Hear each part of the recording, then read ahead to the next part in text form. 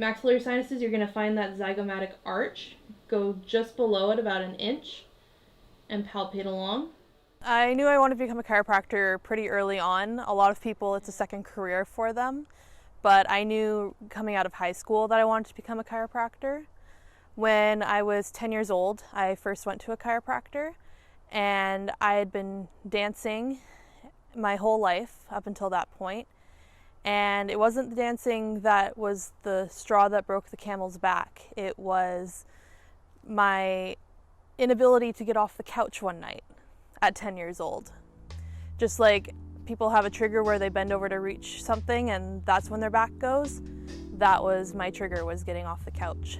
And couldn't move, couldn't walk.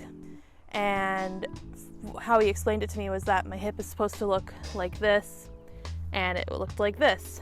And to a 10-year-old, you think, well, that's not good, we should probably fix that. And it worked for me. I was able to walk again, I was able to continue dancing, and I continued going to the chiropractor my whole time I was living in Victoria up until I went down for school. And I originally thought I was going to be a nurse like my mom because she helped people, and that's all I really wanted to do with my life, was help people. And what I realized was that chiropractors also help people, and they don't deal with body fluids, so it was a double win for chiropractic care. But having grown up with chiropractic care, I know what the benefits are of it, and I want to be able to give that to somebody else. I went to the University of Victoria for my undergrad. I got my degree in biology, and then I went to Life Chiropractic College West for my graduate school, which is where I got my Doctorate of Chiropractic degree. So chiropractic school is definitely a rigorous program.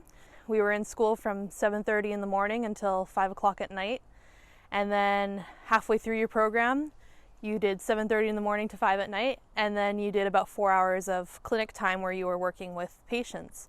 After chiropractic school, I had the opportunity to be an associate doctor for one of my teachers from the school. I worked at Mulhall Family Chiropractic for Dr. Geraldine Mulhall Wright, and she ran a pediatrics and pregnancy office. So while we saw anybody who needed care, we focused mostly on kids and pregnant mamas who wanted to have the best pregnancy they possibly could. My associateship did get cut a little bit short. My intention was to be down there until the end of May. I'd signed a full 1-year contract down in the States to learn as much as I possibly could, knowing that I'd be coming up to Victoria after that to open my own practice. And then COVID-19 happened. Dr. Surdeep and I went to our individual jobs wondering how patients would feel about COVID, and by that lunch hour, we had received notification from the Prime Minister that the borders would be closing and we needed to get home. And in 5 days, we had packed up all our belongings and we're back in Victoria after driving 13 and a half hours straight on one day and a few hours on the second day of travel. So we're here now. We're here a little earlier than we'd planned, but it's given us the opportunity to work on our business a little bit more diligently and without distraction. So while I can see anybody, I focus mostly on pediatrics and pregnancy as well as dancers. I grew up dancing in the Westshore and I've been a dancer for 24 years now. So I've definitely experienced all the injuries that a dancer can go through, and I want to help them. So one person that I can think of in particular was actually when I went on my mission trip to India, and we were seeing hundreds of patients a day.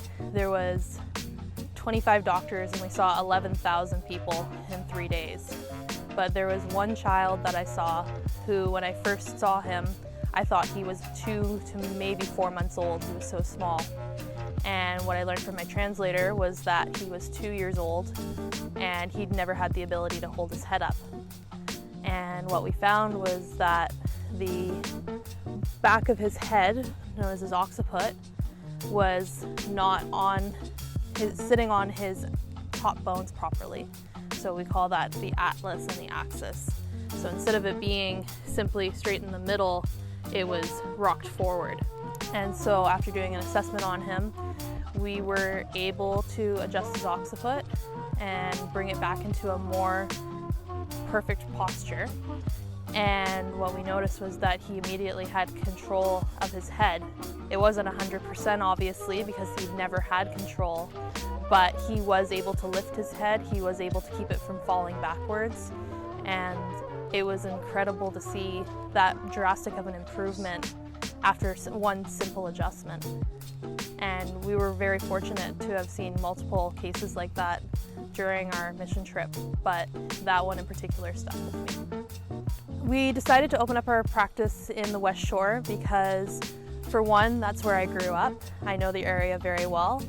For another reason, we know that the community here is full of young families who are very active, and we want to be able to serve those populations. We have a lot of working individuals in the Westshore who travel for work, and they have kids and busy lives, and they deserve to have the best care possible so that they can lead the lives that they want to. I would say to somebody that's undecided about chiropractic care to give it a try. There's thousands of techniques that can fit everybody and what their needs are. A lot of people are afraid of popping and cracking sounds, and if that's you, there's lots of techniques that don't have any popping or cracking. If you prefer a male or a female doctor, there's tons out there. If you prefer certain times of day for your adjustments, there's doctors out there for you. There's absolutely no reason to give up on chiropractic because you had one experience that wasn't perfect for you. I mean, chiropractors, we equate ourselves to dentists a lot because of the benefits of dentistry, but the same thing applies. If you had a dentist that you didn't necessarily like and you tried a dentist once, you wouldn't just stop going to the dentist because of one bad experience. You'd go find another dentist that can help you and maybe has a different technique than the one that you went to in order to get the same benefit.